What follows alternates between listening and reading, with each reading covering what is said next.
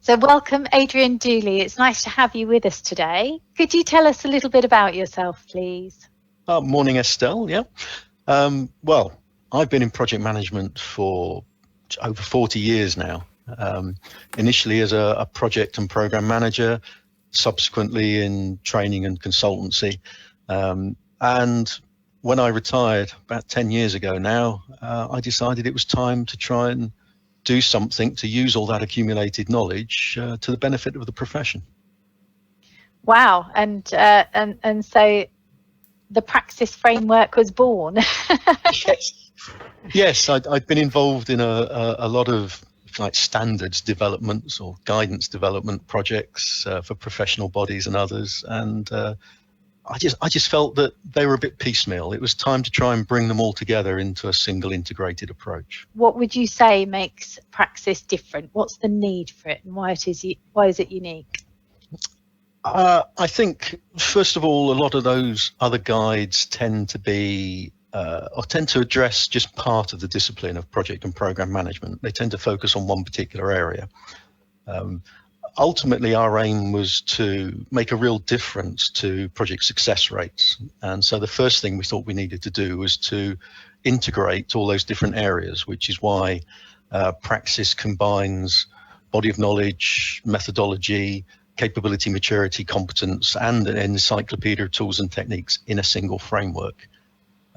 Because we thought that made it a one-stop shop, a sort of a project management for the Wikipedia generation. It's all there in one place. So can you tell us a little bit about that? I can see that you've got sort of 4 pillars here within your globe. Are you able to go through those with us, Adrian? Yeah, I think it's probably useful to look at that graphic as having 3 layers.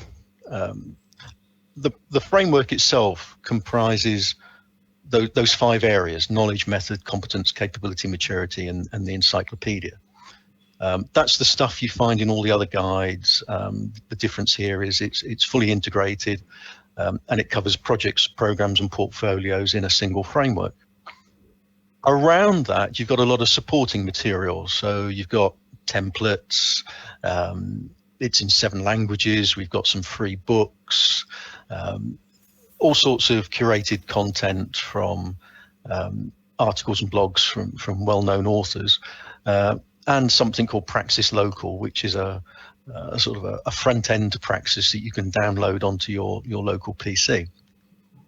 And then the third layer around that, the shell, is the one that, to me, is the most important one, because it's the one that's designed to make a difference to project success rates. We start off with training. People can go on a course, and because Praxis is fully integrated and covers projects, programs, and portfolios, the courses tend to be much more efficient.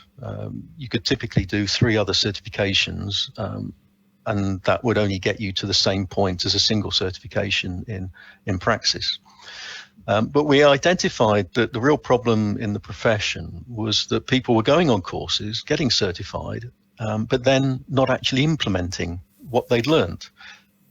And study of thousands of lessons learned tell us that people are learning material, learning guidance, but they aren't developing the habits that make them then implement that guidance.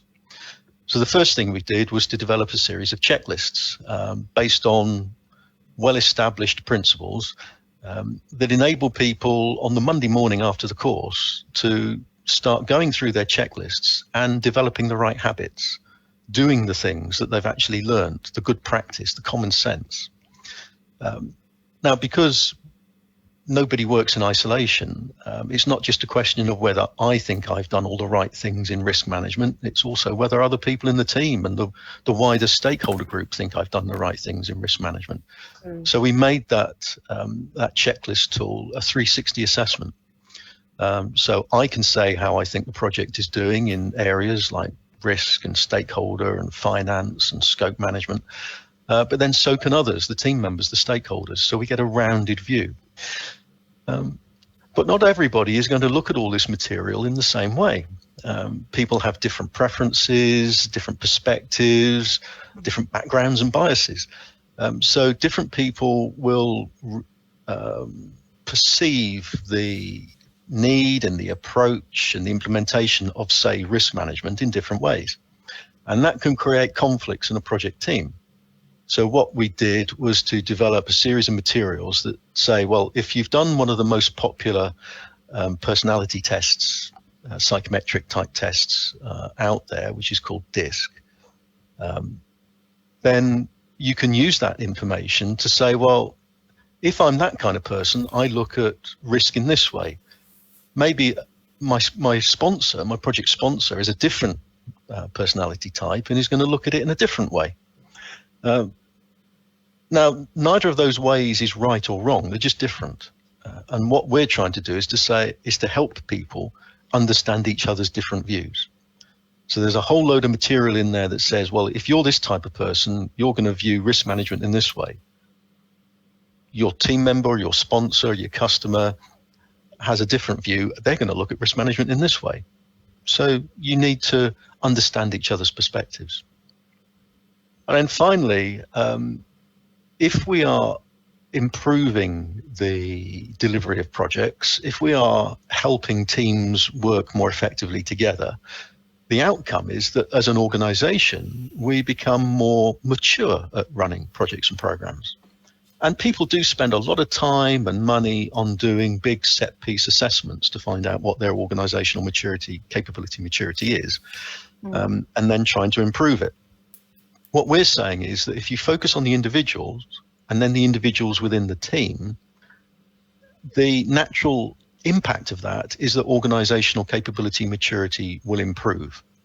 And if you use the checklists and you do them in a 360 way, then your organizational capability maturity comes out of that almost as a byproduct and actually comes out as a real-time dashboard. So our aim is to say, here's all this information for free. You go on courses to learn it. You then use these tools to help you implement it. And as a result, your board or your PMO will get a real-time dashboard of how the capability maturity of your organization is continuously improving as a result. It's a very extensive framework. People may well need a little bit of help in finding their way around it. Is that something that you can help with, Adrian? Are you available on LinkedIn for people to approach you? Yes. I mean, I hope that the way we've organized the information on the web, people will find their way around it quite easily. It is, as you say, very extensive. There's a lot of information there. And yes, if anybody wants to ask questions, I'm on LinkedIn. I'm always happy to connect with people who have a similar interest in project and program management. And I'm always keen to get their views and answer their questions. So yeah, please visit the website, have a look around it, see what you think. And if you've got questions, then post them to me on LinkedIn.